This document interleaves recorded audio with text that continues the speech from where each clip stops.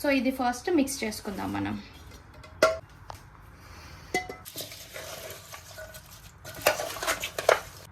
కారం ఇప్పుడు 1 kg అయితే నేను ఒక 4-5 స్పూన్స్ కారం వేస్తున్నాను అనమాట.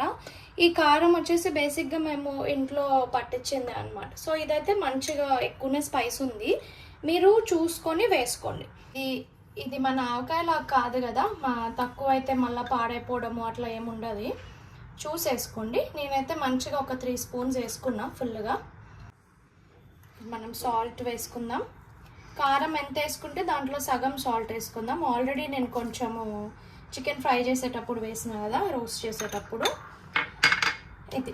సో సాల్ట్ కారం కొంచెం ఎక్కువ తక్కువ అయినా భయపడొద్దు, అన్ని రోజులు ఉంచారు కదా ఆవకాయలాగా, టక్కన ఆరంలో అయిపోతుంది ఇది.